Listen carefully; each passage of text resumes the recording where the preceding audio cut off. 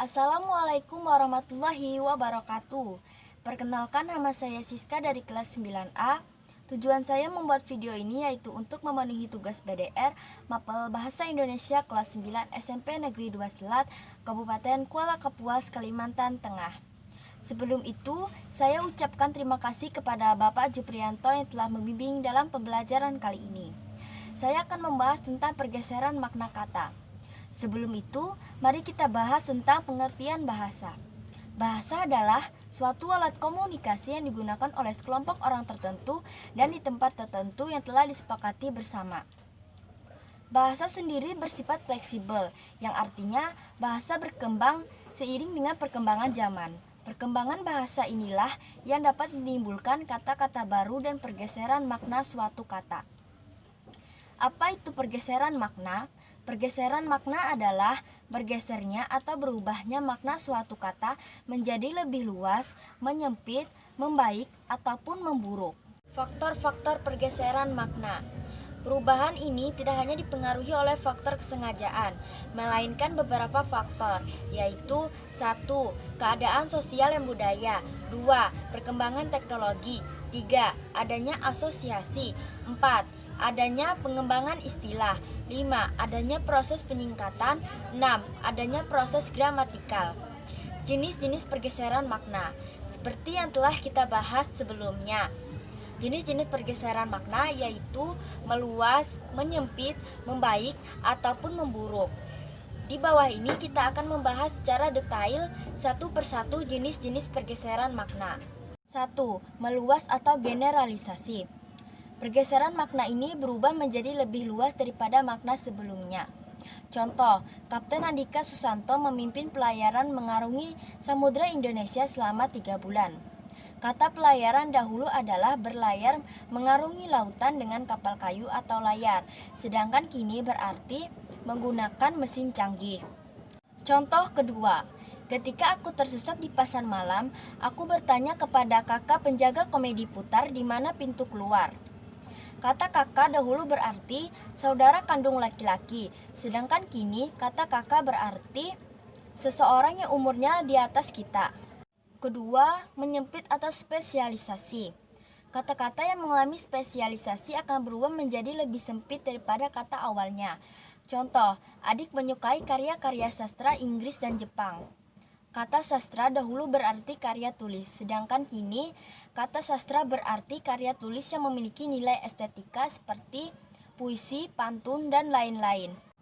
Contoh kedua, aku diantar ke sekolah oleh ayah dengan menggunakan motor. Kata motor hanya terbatas oleh kendaraan beroda 2, sedangkan dahulu semua kendaraan yang menggunakan mesin canggih disebut dengan motor. Contoh ketiga, ketika aku berada di dalam kelas, aku mencium bau yang tidak sedap.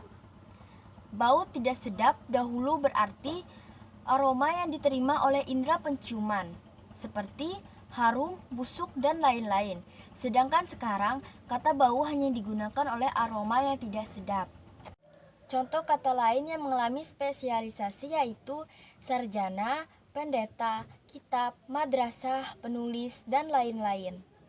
3. Membaik atau ameliorasi. Kata-kata yang mengalami ameliorasi akan berubah menjadi lebih halus daripada kata sebelumnya. Contoh, huruf Braille digunakan untuk membaca oleh para penyandang tunanetra. Kata buta mengalami ameliorasi menjadi tunanetra sehingga terdengar lebih sopan. Contoh kedua, para pejabat mengadakan kunjungan ke luar negeri ditemani oleh anak istri mereka. Kata istri mengalami ameliorasi dari kata bini, yang berarti pasangan suami. Contoh ketiga, restoran itu adalah tempat favoritku. Selain makanannya enak, pramusajinya pun ramah. Kata pelayan restoran berubah menjadi kata pramusaji, sehingga terdengar lebih baik. Contoh kata lain yang mengalami ameliorasi yaitu tuna aksara, tuna wisma, tuna rungu, PHK, meja hijau, dan lain-lain. Keempat, memburuk atau peorasi. Kata-kata yang mengalami peorasi akan berubah, yang awalnya baik berubah menjadi tidak baik. Contoh, Danang tidak memiliki pekerjaan akibat didepak oleh bosnya.